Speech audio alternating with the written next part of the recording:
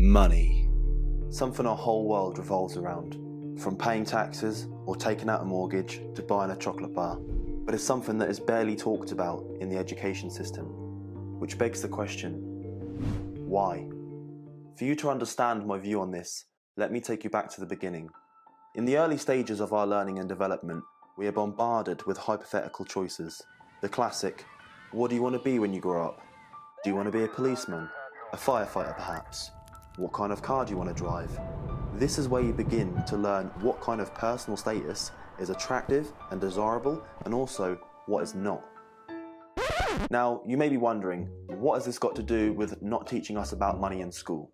Trust me, this will all make sense in the end. So after we've built up some beliefs about what we should want to be and what kind of future status we want to achieve, we then carry this ideology through into high school, where it becomes more amplified and serious. During your high school years, very early on, there will be a formation of hierarchy, also known as popularity. Most likely, this will all be about who is the best looking, who has the nicest clothes and the newest shoes. All mummy and daddy's money, of course. However, anything less than designer will be considered your ticket to low status. Time passes, high school ends, and you're let out into the world with a solid set of beliefs. Most of you, because of a lack of proper guidance, will fall into the trap of attempting to continue this lavish lifestyle that was once funded by your parents. Except, eventually, you'll land a good job, you'll get a house of your own, and now you have bills to pay. Of course, but at this point, you're successful.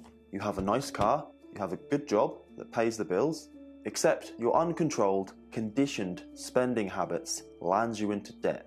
Credit card debt, payday loans, that 5-year finance you took out to buy that brand new Audi to impress your friends, you name it. But it doesn't matter, as long as you're seen as successful, right? This whole process from primary school leading up to adulthood, you have been brainwashed into believing in a system called consumerism. Consumerism is the belief that happiness depends fundamentally on obtaining material possessions. Does this sound familiar? Some people stay in this phase for the rest of their life, perpetuated by the mainstream media and also by a false sense of wealth dictated by other people's social highlight reels.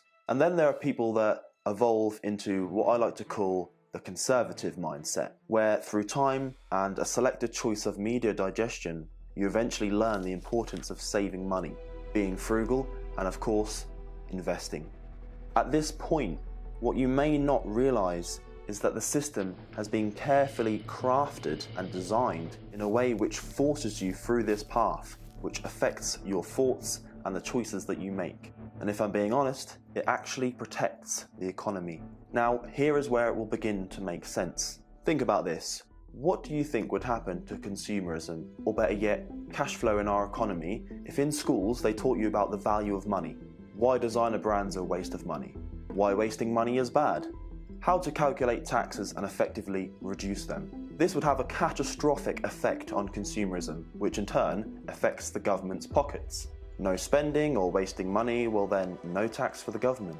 But the story doesn't end there, which brings me onto the stock market. The government and fundamentally the media knows that it's not sustainable to rack up debt for your entire life, so we are given a better option. With a promise of give up money today for more money in the future, we jump at this like a fucking bankrupt businessman. We try to be frugal, we pay off our debts, and begin to funnel our hard-earned money into the stock market in hopes of accumulating a profit, which by the way, gets slapped with a nice 20% capital gains tax. That's like buying a cheeseburger only for the server to take a bite out of it before handing it to you. Wasn't it enough to pay tax already on your earnings? So you might be wondering, well, why not just teach us about investing in schools? They're still going to get their money. And it's because of two reasons. One, there would be a lot less businesses if we solely invested our earnings, and therefore a lot less money for the government. Remember, each time money changes hands, it gets taxed.